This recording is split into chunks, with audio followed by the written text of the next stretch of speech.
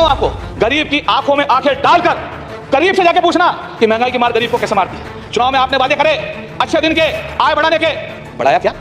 दोस्तों फिर से आ चुके हैं एक और नई वीडियो लेकर। आज की वीडियो में देखने वाले हैं महंगाई को लेकर इस सांसद ने सदन में ऐसा क्या बोल दिया स्मृति ईरानी को, जिसे सुन भाजपाई आग बबूला हो गए। इस सांसद ने पूरे सदन में स्मृति ईरानी की ऐसी पोल खोलकर रख दी जिसे देख आप दंग रह जाएंगे। चलिए देखते हैं video. Original video link description में। चलिए वीडियो शुरू करते हैं। आपको क्या पता है महंगाई कहां जा रही? और जहां तक बची बात झूठे घड़ियाले आंसुओं की, आपके Smriti Irani ji actually TV actress थी। एक्चुअली आप बैठ जाइए, आप बैठ जाइए साहब, आप बैठ जाइए। आपके तो हमेशा से स्प्रिंग लगी हुई है। मैं क्या आपको सुनते हैं, इनको आपकी स्प्रिंग को रखो अपने पास। मंत्री के साथ साथ टीवी एक्ट्रेस भी रही है, क्योंकि सास भी कभी बहू में हम सबने देखा है। मैंने भी बचपन में देखा, 8-9 में पढ़ता था साहब, जब 410 रुपए का सिलेंडर था और 411 भी होता था ना, तो ये बड़े बड़े वीडियो को पूरा जरूर देखें, वीडियो आगे शेयर भी करें। मांग के सिंदूर हटते थे, क्या नाटक तमाशा होता था। वाह वाह वाह वाह वाह। आज 1000 रुपए के पार और कोई नाटक तमाशा नहीं। स्टॉप सोम। क्यों भाई? कुछ दिनों बाद हमारे जेबों में आधार कार्ड नहीं होंगे, बल्कि उधार कार्ड लेके घूमना पड़ेगा इस देश के अंदर। उधार। उसने पूछा उसके होने नहीं होने से क्या फर्क पड़ता है? उसने पूछा उसके होने नहीं होने से क्या फर्क पड़ता है? मैंने कहा कभी कभी एक इंसान के नहीं होने से पूरी कायनात बदल जाती है, खाली हो जाती है। और साथ ही जो आप बार बार कल्पना करके अधिकारियों को बड़े तरीके से याद धमका रहे हो, 6 महीने बाद ये होगा, 6 महीने बाद ये होगा। पहली बात तो आंकड़े आप सुधार लो, 6 महीने नहीं पूरे 8 महीने पड़े हैं। पहली बात, देखना तू तमाशा होगा बड़े कमाल का होगा। देखना तू तमाशा होगा बड़े कमाल का होगा। तेरा कामयाब हो जाना एक बवाल सा होगा। जितने भी देख रहे हैं तेरी ओर हारने के लिए, तेरे जीत जाने पर इनका क्या हाल होगा ये पता चल जाएगा दिसंबर के अंदर। क्या हाल होगा? आज हमारी सरकार इस बजट के अंदर, इस सरकार के अंदर चिरंजीवी योजना लेके आई। इन्होंने आपको सुना, अब आप इनको सुनिए। सुनना पड़ेगा, ढंग से सुनना पड़ेगा। और ये आंकड़ों का जाल जो बिछाते हैं, मैं इसमें ज्यादा नहीं समझता, लेकिन मैं एक वाक्य सुना देता हूं आपको। मेरे सवाई माधोपुर का, सवाई माधोपुर में मेरे आंखों के सामने एक मोटरसाइकिल का एक्सीडेंट हुआ। 2 बच्चे उससे गिरे। गिरते ही एक गाड़ी रुकी, मैं भी रुका, उतर के गया, और एक साथी ने दूसरे से कहा इसको फटाफट लेके जाओ बाजू वाले अस्पताल में। तो दूसरे ने कहा अरे यार प्राइवेट हॉस्पिटल है, इसको तो जिला हॉस्पिटल दूर है।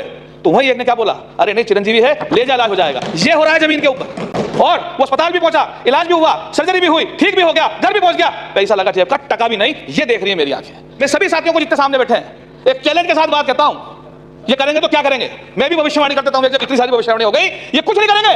जब कभी भी इनका नंबर आएगा 10-20 साल बाद, ये सिर्फ योजना का नाम बदल देंगे। इनकी कलाई इसमें है।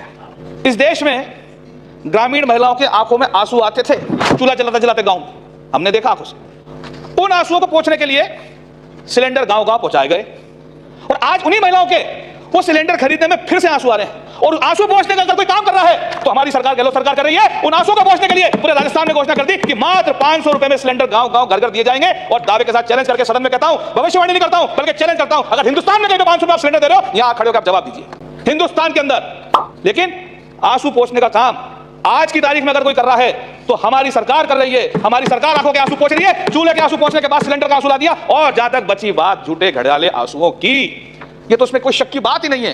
आपके Smriti Irani ji actually TV actress थी। एक्चुअली आप बैठ जाइए, आप बैठ जाइए साहब, आप बैठ जाइए। आपके तो हमेशा से स्प्रिंग लगी हुई है। मैं क्या आपको सुनते हैं, इनको आपकी स्प्रिंग को रखो अपने पास। साहब स्मृति ईरानी जी केंद्रीय मंत्री हैं, मैं उनका आदर सम्मान करता हूं। मंत्री के साथ साथ टीवी एक्ट्रेस भी रही है, क्योंकि सास भी कभी बहू में हम सबने देखा है। मैंने भी बचपन में देखा, 8-9 में पढ़ता था साहब, जब 410 रुपए का सिलेंडर था और 411 भी होता था ना, तो ये बड़े बड़े घड़ियाली आंसू आते थे, गले के मंगलसूत्र टूटते थे, मांग के सिंदूर हटते थे, क्या नाटक तमाशा होता था। वाह वाह वाह वाह वाह। आज 1000 रुपए के पार और कोई नाटक तमाशा नहीं। चुप सोम। क्यों भाई?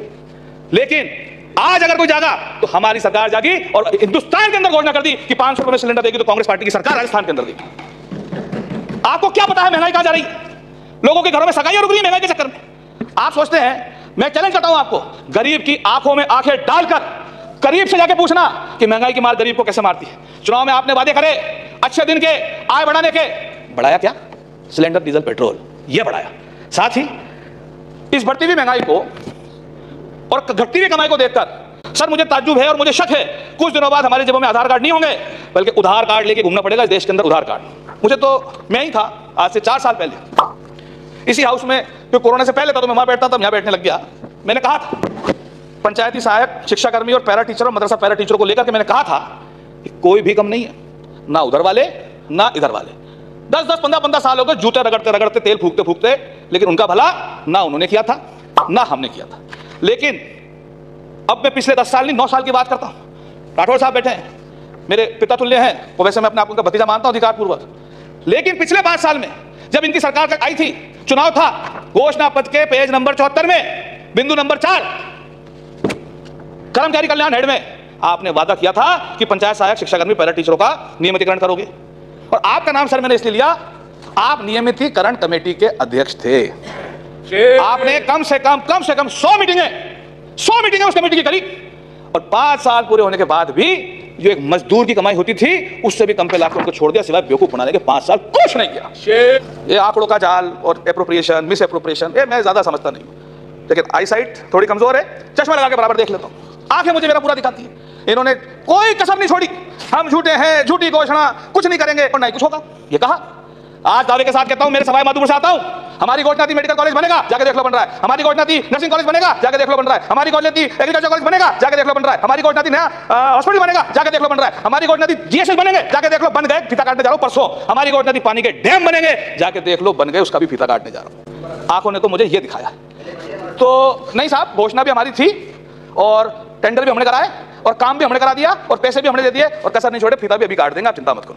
अपनी एक बात आखिरी कहते हुए शेर के रूप में कि साहब मन्नतें तो सब मांगते हैं आसमान में टूटा हुआ तारा देखते हुए, मन्नतें तो सब मांगते हैं आसमान में टूटता हुआ तारा देखकर, टूटा ख्वाब लेकर मुस्कुराना सीखो, ऐसा एक जज्बा साथ में लेके चलो। बहुत बहुत धन्यवाद। चलिए वीडियो यहीं पर ख़त्म करते हैं। अगर आप भी ऐसी वीडियो देखना पसंद करते हैं तो हमारे चैनल को जरूर सब्सक्राइब करें, वीडियो लाइक करें, वीडियो को ज़्यादा से ज़्यादा शेयर करें। थैंक्स फॉर वॉचिंग और अपनी राय कमेंट में ज़रूर दें।